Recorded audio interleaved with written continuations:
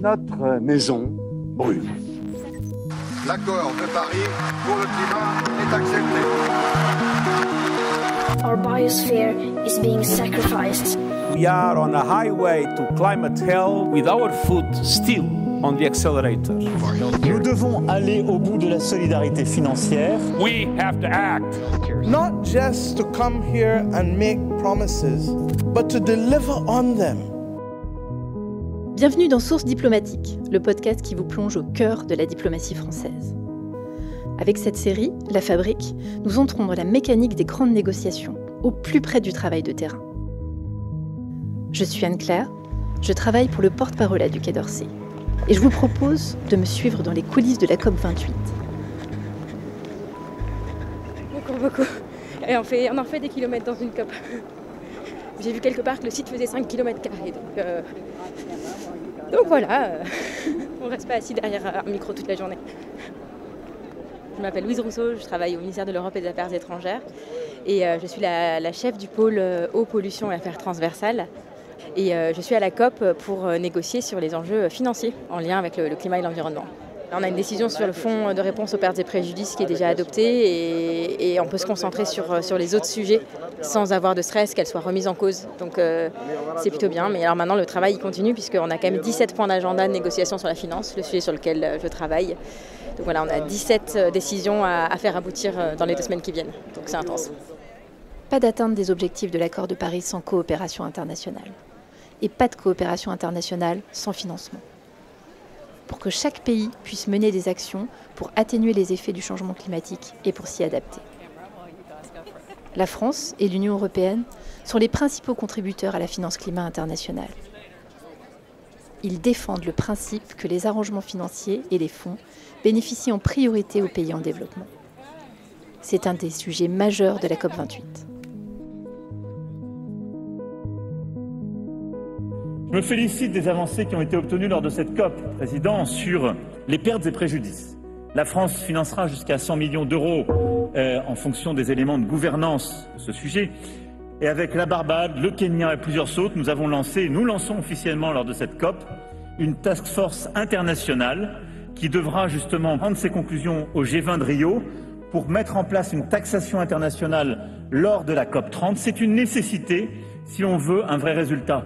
Parce qu'on a besoin de lever plus d'argent pour financer notre lutte contre les inégalités et pour le climat. Tout ça, plus largement, doit nous conduire à une transformation de l'architecture financière internationale qui a été pensée à une époque où beaucoup de pays qui sont présents dans cette salle n'existaient pas.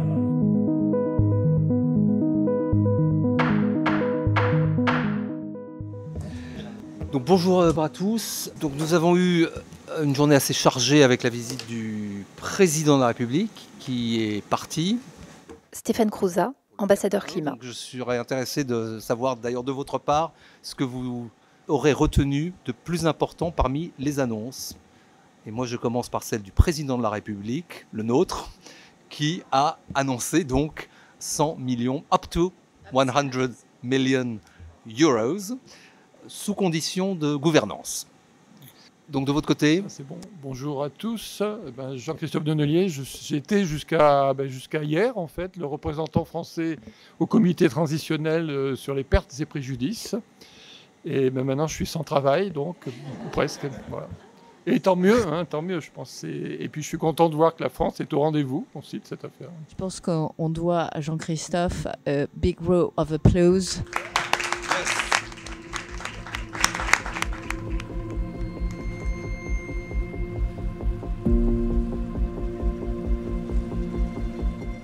Pour comprendre comment les partis avancent sur les questions de financement du climat, nous allons suivre Louise Rousseau dans ses négociations, sur la mise en œuvre du fonds pertes et préjudices, sur le financement des systèmes d'alerte précoce, sur les nouveaux objectifs qui devront être décidés à la COP, qui porte le nom de NCQG. Il faut savoir qu'en 2009, les pays développés ont pris l'engagement de débloquer 100 milliards de dollars par an de financement climat au bénéfice des pays en développement. Peu avant la COP28, l'OCDE a annoncé que ce montant avait été atteint. Mais ça a été et reste un point sensible avec les pays en développement. Et la suite de ces engagements doivent être discutés à la COP. C'est ça le NCQG, ou New Quantifier Goal on Climate Finance, les nouveaux objectifs de financement climatique en faveur des pays en développement.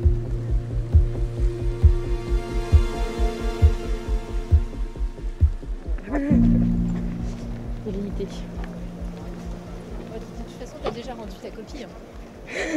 J'ai comme peut-être travaillé cette nuit. Oui, c'est ça.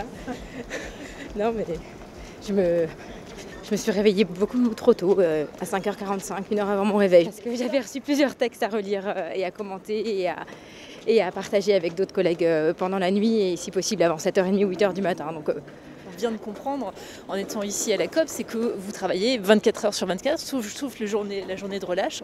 Mais c'est week-end compris, vous êtes toujours sur le feu et à recevoir des textes la nuit, le jour. C'est impressionnant. Ah oui, effectivement. C'est 2 semaines ultra intenses. Là, par exemple, hier soir, j'ai passé une négociation de 2 heures avec des pays pour se mettre d'accord sur le principe de ce dont on voulait parler.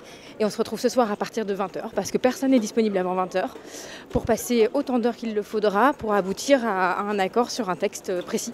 Et là-dessus, certains collègues australiens se sont motivés dans la soirée et dans le début de la nuit à envoyer des propositions, celles que j'ai vues justement à 5h45 du matin et que j'ai commentées et qu'on doit envoyer à d'autres collègues de pays en développement avant leur réunion qu'ils ont à 8h eux, sur lesquelles ils pourraient aussi se mettre d'accord et on pourrait ensuite la porter ensemble dans la réunion de 11h et en reparler dans la réunion de 20h.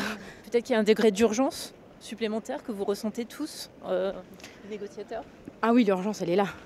Que la COP soit en échec n'est pas une option dans notre tête. Ce matin, ça va commencer par des réunions au pavillon européen avec les autres membres de l'Union européenne. D'abord des discussions informelles sur un sujet sur lequel on n'est pas forcément d'accord entre nous. Puis après une réunion plus formelle sur les sujets de négociation finance qu'il va y avoir aujourd'hui. À un moment ou un autre, je dois passer une réunion de pays donateurs sur un des fonds auxquels la France contribue. Et en fin de matinée, je suis la coprésidente d'un groupe de négociation qui porte sur le fonds d'adaptation. Le fonds d'adaptation, ça a été créé en 2001 et en fait l'idée c'est de soutenir les pays en développement pour faire face aux effets négatifs des changements climatiques. Et donc je devrais être à la table de présidence avec une collègue d'Antigua et Barbuda et on est chargé d'animer et de s'assurer que la négociation se passe bien et que tout le monde a bien la temps de parole et qu'à la fin il y a un résultat. Ensuite, je pense que j'ai un petit temps libre, ce qui est rare, avant d'enchaîner avec une négociation à 11h. Mais en fait, je pense que de fait, ça veut dire que j'ai pas de temps libre parce qu'il faut que je prépare cette négociation. Et le midi, j'ai une réunion avec la présidence de la COP, puisque je suis co-chair, enfin co-facilitatrice d'une négociation. Et donc, je dois faire un rapport sur l'état d'avancement des discussions. Ça, c'est à 13h30. J'ai une autre négociation à 16h, puis après on enchaîne avec la réunion française et j'ai une négociation qui commence à 20h et qui va terminer entre 23h, minuit et 1h du matin selon l'ambiance et l'humeur. Voilà la journée. Avant de partir, tu sais un peu quel va être ton programme ou franchement t'as que les grandes lignes? Avant de partir à la COP, il n'y a aucune idée de quel va être le programme quotidien en tout cas. On sait globalement qu'il y a des négociations et qu'il va y avoir des réunions de préparation, mais en fait, le programme exact quotidien, il est publié dans la nuit ou vers 22-23 heures la veille pour ce qui est des négociations. Là, je vais rejoindre quelques pays européens pour parler d'un sujet de petits désaccords qu'on a à régler entre nous avant la réunion formelle.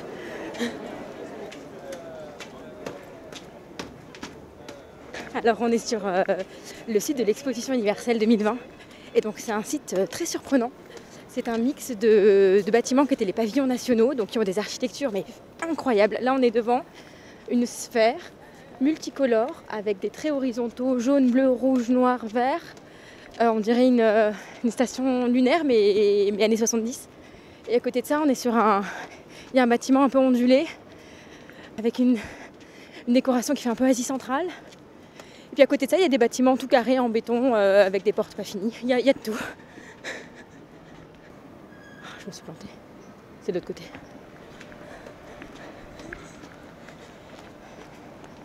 C'est vraiment grand. Je me suis trompée je suis tournée à droite, je voulais tourner à gauche.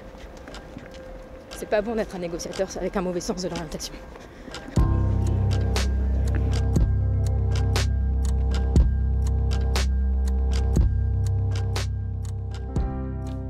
Comme on travaille en format européen, On doit beaucoup partager l'information et on s'est réparti le travail en fonction des sujets à l'agenda. C'est certains experts qui prennent en charge. Donc cette réunion du matin elle est importante parce que tous ceux qui ont eu des discussions qui ont avancé de la veille ou des négociations qui ont eu lieu font un petit point. Et ceux qui en ont aussi dans la journée préviennent de ce qui va se passer et de l'état des discussions pour que tout le monde puisse être au courant, même s'ils ne sont pas directement impliqués et que personne ne soit laissé dans le noir sur des avancées assez conséquentes. Donc c'est vraiment une réunion importante pour dans le système européen pour la confiance et la transparence. On se délègue les responsabilités entre nous. Il faut que je trouve leur bureau, je sais pas où ils sont. Ça va être au-dessus. Hi, I'm Louise. Sorry for being late. I was in EU meeting.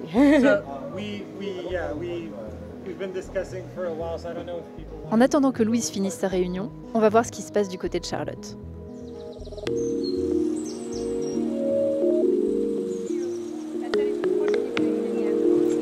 est devant le bâtiment des plénières en B8. Donc là, c'est aussi une partie importante des COP, c'est on accompagne nos autorités. Charlotte Lerat, coordinatrice de l'équipe climat.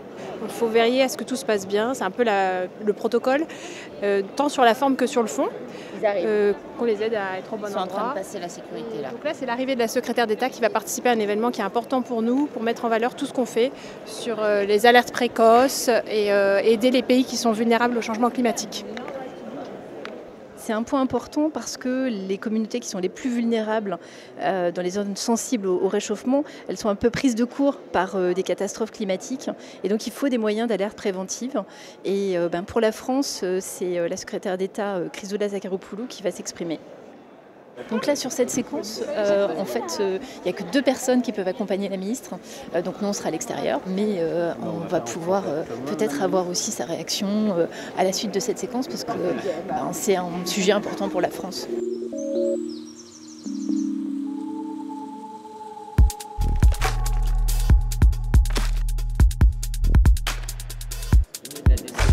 Oui, rebonjour Madame la ministre. Bonjour, on est très active depuis 2015 et je pense que c'est logique si vous voulez. C'est mieux prévenir que guérir, non? Tous les îles vulnérables où je suis allée, leur problème aujourd'hui, c'est qu'ils sont vulnérables et font face à ces catastrophes.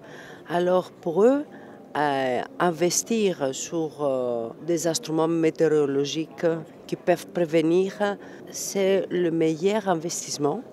Et la France, elle est très active, comme aussi le secrétaire général des Nations Unies. Oui, puis ce que vous dites, c'est que cette priorité, vous la portez aussi parce que vous faites le constat dans vos déplacements de cette nécessité de prévenir pour les populations. Oui, parce qu'imaginez, chaque fois, on se trouve devant une catastrophe et alors il faut dépenser beaucoup une fois que la catastrophe est arrivée. Alors, c'est beaucoup plus intelligent de financer ou de mobiliser le financement pour prévenir, parce que ensuite c'est très difficile et c'est aussi violent pour les populations. Quand ils voient comment une catastrophe naturelle peut détruire leurs maisons, tous les biens qu'ils ont, alors je trouve que c'est le meilleur investissement. Les financements vont vers des projets concrets. Centrales solaires, modernisation des réseaux électriques, construction de transports publics propres, amélioration de l'approvisionnement en eau, conservation des forêts, déploiement de systèmes d'alerte précoce pour les risques de catastrophes.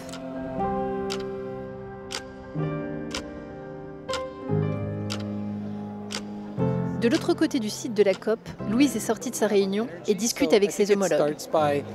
Us having a better collective understanding of what we're doing individually. That's a really good initiative, I think. I think this was also one of the things for us that we were considering. Et donc là, je suis avec une collègue danoise et un collègue canadien et chacun parle des questionnements en interne qu'ils ont sur quels sont les acteurs qui vont avoir l'impact le plus important et avec qui on peut travailler pour répondre à l'appel du secrétaire général des Nations Unies de renforcer le soutien aux alertes précoces pour tous. Bonjour, mon nom est Francis Pigeon, je suis directeur exécutif des politiques et des partenariats pour le Service météo du Canada. J'ai beaucoup de respect pour les négociateurs parce que c'est un boulot qui est très, très difficile. C'est pas évident, c'est technique, d'être capable de réconcilier la perspective de presque 200 pays. C'est une chose, mais aussi de blocs de négociation qui ont des intérêts divergents, qui rentrent en conflit, en essayant de temporiser entre notre responsabilité de devoir adresser des réalités très concrètes, réelles, mais avec un environnement où naturellement les ressources sont excessivement limitées, ça pose des défis absolument incroyables.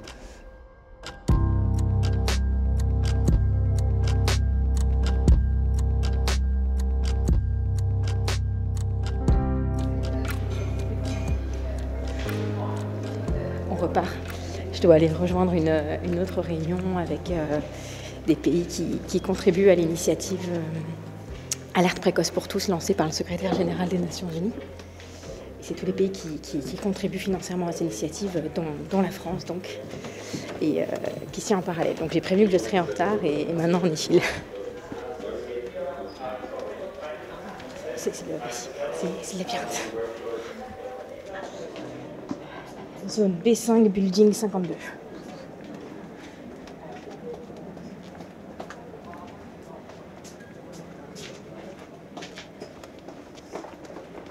Il y a quasiment une centaine de bâtiments sur le site. Et donc il faut arriver à se repérer. Là, on était dans le bâtiment 33, je pars au bâtiment 55. La France est au bâtiment 88. Il y a même des quartiers. Nous sommes en réunion européenne avec Louise et la présidente de la séance ouvre les discussions.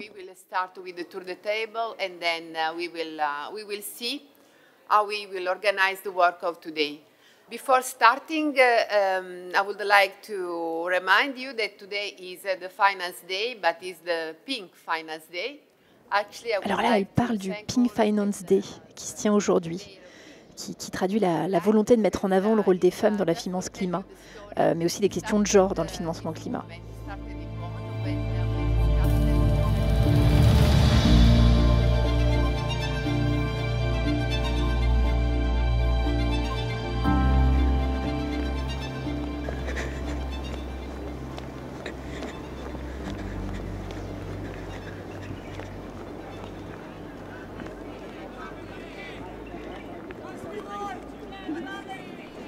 Ah, alors attends, on va faire un peu le tour parce que là, il y a une manif. Ça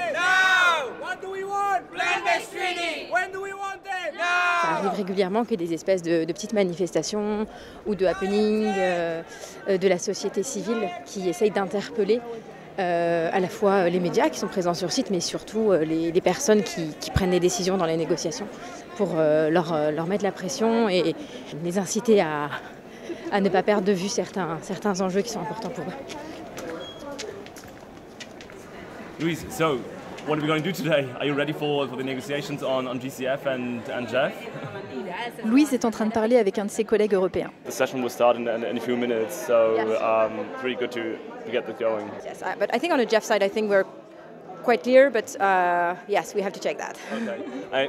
I think it will also be good to talk perhaps to the Americans and Switzerland to just make sure that we have similar positions and make sure that we can work together in order to get our points through. I think that would be very helpful. Yeah, of course. And I had a chat yesterday with the UK as well, and I think we're pretty aligned on that. But also with the African group, and I think we can find some landing grounds on some issues. So. Oh yeah, very good idea to build some bridges to the other side. It's very helpful. Tu es négociateur pour l'Allemagne. Oui, alors pour l'Union européenne, mais dans ce team de l'Union européenne, c'est pour l'Allemagne, ouais, c'est ça. Mais comme on a dit hier, c'est pour ces 2 semaines, on arrête d'être allemand ou français et on commence à être européen. Tout à fait.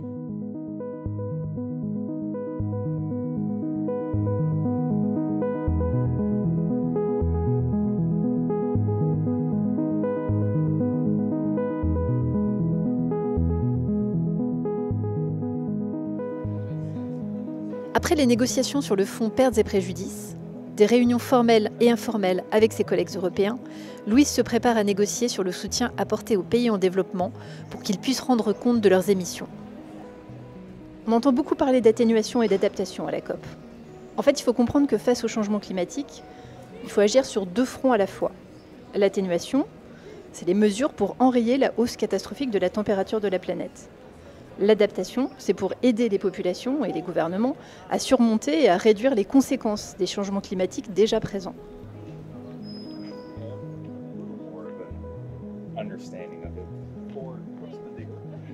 Et voilà.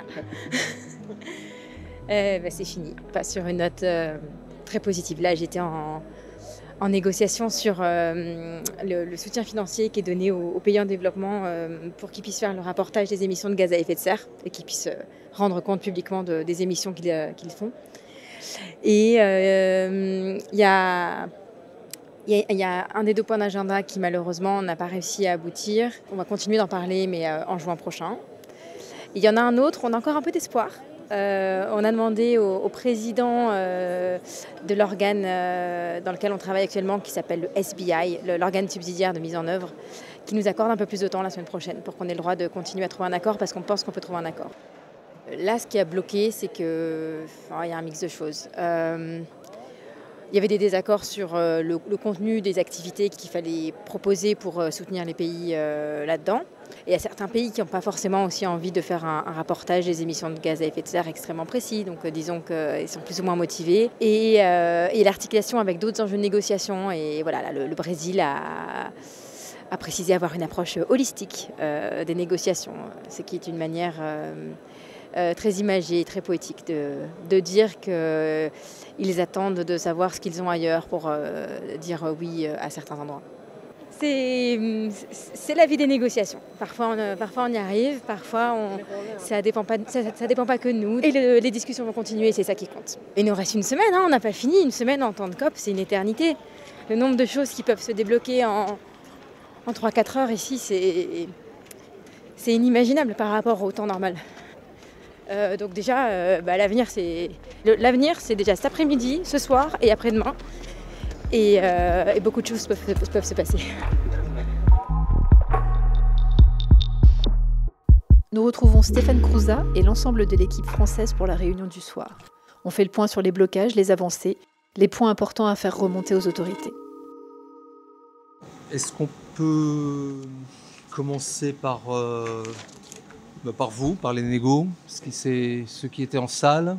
Sur le sujet de la finance, je pense que on va voir ça dans beaucoup de salles dans les prochains jours. La présidence essaye de conclure beaucoup des groupes de contact censés être faciles, entre guillemets, demain, pour laisser du temps pour le bilan mondial et les sujets un peu tendus la 2e semaine. Merci. Côté finance, il y a d'autres choses? Sur la plénière, du coup, quelques annonces chiffrées qu'on avait déjà. Par exemple, les États-Unis qui ont annoncé plus 3 milliards dans le Fonds vert pour le climat. L'Italie. Le Fonds vert pour le climat, alors qu'on appelle en anglais Green Climate Fund, ou JCF, a été créé par l'accord de Copenhague en 2009.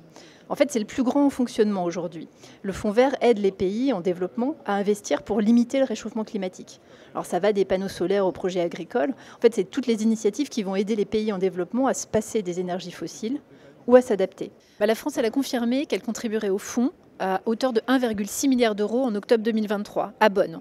Et ça pour la période 2024-2027. Ça, c'est une vraie information qu'il faut relayer à Paris. Les 3 milliards annoncés par Kamala Harris, pending confirmation du Congrès. Et on pourrait aussi mentionner les quelques pays qui ont parlé du Nexus océan-climat en vue de la COP Océan.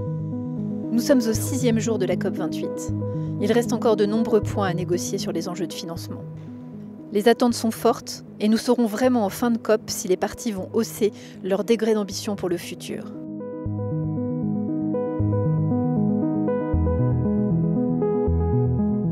Le changement climatique a un impact sur les conditions de vie des espèces, végétales et animales.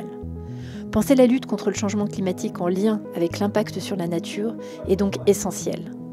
Il en va de la survie des écosystèmes, mais aussi de l'humanité. Les populations vivent l'urgence climatique au quotidien. Dans le prochain épisode, nous suivrons l'équipe climat et l'ambassadrice pour l'environnement Sylvie Lemay pour comprendre la convergence entre ces luttes et les solutions négociées à la COP pour la nature. Je suis Anne-Claire, vous écoutez La Fabrique, la COP 28 pour le climat, une série de sources diplomatiques, le podcast du ministère de l'Europe et des Affaires étrangères.